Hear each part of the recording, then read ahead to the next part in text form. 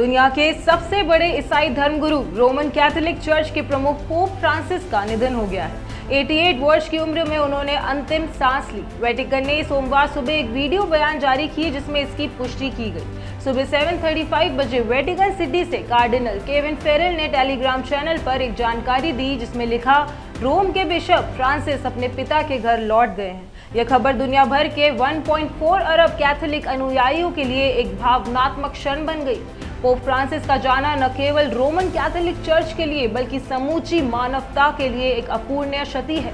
Pope Francis का असली नाम जॉर्ज मारियो बर्गोलियो था। वे अर्जेंटीना के रहने वाले थे और 2013 में चुने जाने के बाद वे रोमन कैथोलिक चर्च के पहले लैटिन अमेरिकी और पहले जेसुइट पोप बने। उनके चयन को ऐतिहासिक इसलिए भी माना गया क्योंकि वे विकासशील विश्व से आने वाले पहले पोप थे।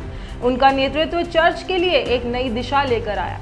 उन्होंने सामाजिक न्याय, गरीबी, जलवायु परिवर्तन, अप्रवासी अधिकार और धार्मिक सहिष्णुता जैसे मुद्दों को चर्च के मूल में स्थापित किया। उनके शब्दों और कार्यों से यह स्पष्ट हुआ कि चर्च केवल एक धार्मिक संस्था नहीं बल्कि समाज के कमजोर वर्गों की आवाज भी हो सकता है। बता दें कि बीते कुछ वर्षों से पोप फ्रांसिस की तबीयत ठीक नहीं थी। 2021 में उन्हें बड़ी आंत की सर्जरी से गुजरना पड़ा था। इसके बाद वे लगातार श्वसन और चलने से जुड़ी हुई समस्याओं से जूझते रहे। हाल ही में वे व्हीलचेयर का सहारा भी लेने लगे थे। बावजूद इसके उनका आत्मबल और प्रतिबद्धता हमेशा अडिग रही। अपने अंतिम ईस्टर संदेश में भी उन्होंने दुनिया भर के लिए एक मार्मिक संदेश दिया। उन्होंने धार्मिक स्वतंत्रता, अभिव्यक्ति की आज़ादी और विचारों की सहिष्णुता को शांति की नींव बताया। उन्होंने कहा था कि बिना विचार और धर्म की स्वतंत्रता के शांति संभव नहीं। उन्होंने यहूदी विरोधी भावनाओं को चिंताजनक कहा और गाजा की स्थिति को नाटकीय और निंदनीय बताया। यह दिखाता है कि अपने जीवन के अंतिम क्षणों तक वे मानवता के लिए बहुत चिंतित और सक्रिय थे।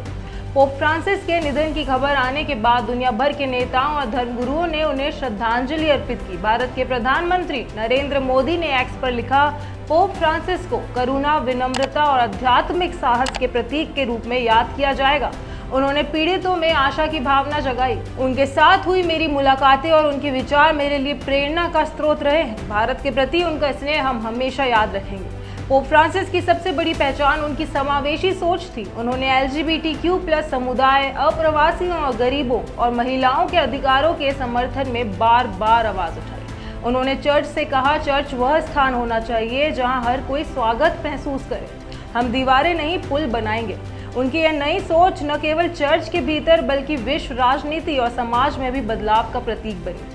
पोप फ्रांसिस के निधन के साथ ही वेटिकन में नए पोप के चुनाव की प्रक्रिया जल्द शुरू होगी। इस प्रक्रिया को कॉन्क्लेव कहा जाता है, जिसमें दुनिया भर के कार्डिनल बंद कमरे में वोटिंग कर नए पोप का चुनाव करते हैं। इस बार चर्च की बागडोर किसके हाथों में जाएगी, यह देखना दिलचस्प होगा।